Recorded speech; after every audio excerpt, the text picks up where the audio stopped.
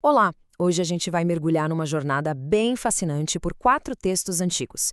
O nosso objetivo aqui é descobrir uma ponte surpreendente que conecta umas ideias gigantescas sobre o universo com conselhos muito, mas muito práticos para o nosso dia a dia.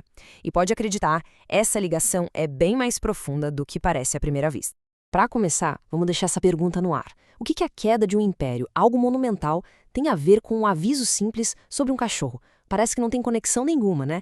É uma pergunta que deixa a gente intrigado, mas no final dessa análise a gente vai ver como essas duas coisas se encaixam de um jeito que, olha, pode até mudar um pouco a nossa perspectiva. Então, vamos começar pelo maior palco de todos, o cosmos.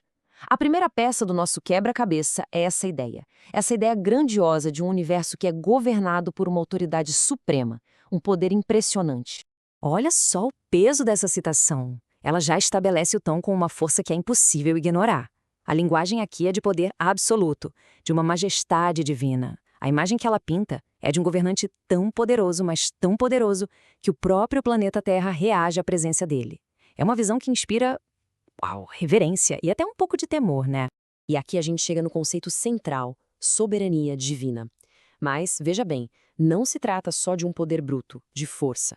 A ideia aqui envolve santidade, uma ordem moral que está em todo o universo.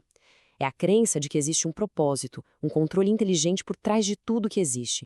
E é neste ponto que essa ideia de soberania deixa de ser só uma coisa abstrata, sabe? Aqui a gente vê ela em ação, no mundo real, moldando o destino de impérios, de nações inteiras. A ascensão e a queda dos poderes humanos não são vistas como acidentes da história, mas como parte de um plano muito maior. E essa é a grande sacada dessa primeira parte. Essa visão de mundo oferece uma estrutura, uma lente através da qual todos os eventos da história podem ser interpretados. É como se fossem peças de um quebra-cabeça cósmico gigante. Ok, agora se prepara para uma mudança de escala radical. A gente estava falando do trono celestial, do cosmos, e agora a gente vai entrar literalmente na sala de estar. Como é que essa ordem cósmica toda se traduz nas nossas interações do dia a dia, na forma como a gente constrói uma comunidade? O que a gente tem aqui é praticamente um manual de instruções para a harmonia social. O foco muda completamente. Agora a gente está falando de caráter, de relacionamentos, da conduta diária. É um projeto para uma sociedade saudável, construída a partir da sua menor unidade, a pessoa e as relações dela. E tem uma palavra aqui que é a chave de tudo: autocontrole. O termo grego original, sofronismos, é muito rico. Não é só sobre disciplina, sabe? É sobre ter uma mente sã, bom senso, moderação em tudo que se faz. É a virtude que basicamente sustenta toda essa estrutura social. Agora vamos afunilar ainda mais. A gente viu o projeto geral, né? Agora vamos focar num conselho super específico, talvez o mais memorável de todos.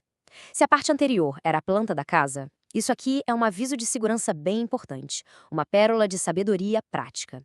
E essa imagem é simplesmente brilhante, né? Ela ilustra de um jeito muito vivo uma tolice que todo mundo conhece. É uma metáfora quase cômica, daquelas que grudam na mente. Ela comunica o perigo de uma forma que um simples não se meta nunca conseguiria. Vamos pensar um pouco nessa metáfora. O que acontece na vida real se alguém pega um cachorro desconhecido pelas orelhas? Com certeza, ele não vai agradecer.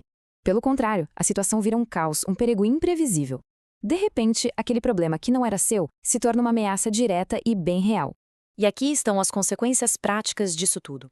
Quando alguém se intromete essa pessoa vira o novo alvo da briga. Ela entra num campo minado sem ter o mapa da situação.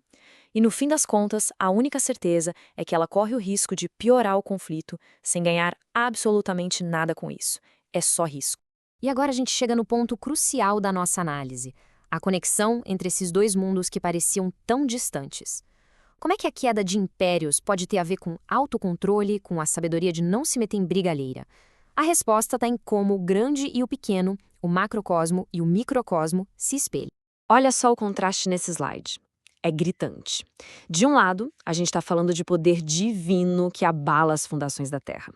Do outro, instruções bem simples sobre ser moderado, ser bondoso com o vizinho. Como é que a gente junta essas duas coisas? Onde é que está a ligação? E aqui está o coração da nossa análise. Essa é a ponte que conecta tudo. A crença numa ordem cósmica, num governante justo, cria uma responsabilidade moral. a de refletir essa mesma ordem, essa mesma justiça na própria vida. Pensa bem, se o universo tem um propósito, a nossa vida também deve ter. Se existe um padrão de justiça lá no alto, a nossa conduta aqui na Terra deveria se alinhar a ele. Faz sentido, né? Resumindo a ópera, a nossa conduta no dia a dia não é algo aleatório. Ela é a expressão, aqui na Terra, das nossas convicções mais profundas sobre como o universo funciona. A ética pessoal e a visão de mundo estão completamente amarradas. O micro reflete o macro. O jeito que a gente vive na nossa comunidade é um espelho de como a gente enxerga o universo. E para fechar, fica essa pergunta, essa provocação para a gente pensar. Independentemente das crenças de cada um, essa análise toda nos desafia a olhar para a conexão entre o que a gente acredita lá no fundo e as nossas ações mais simples do dia a dia. O que será que a nossa rotina, as nossas pequenas escolhas, revelam sobre o que a gente realmente acredita ser verdade sobre o mundo? É uma reflexão que com certeza vale a pena levar daqui.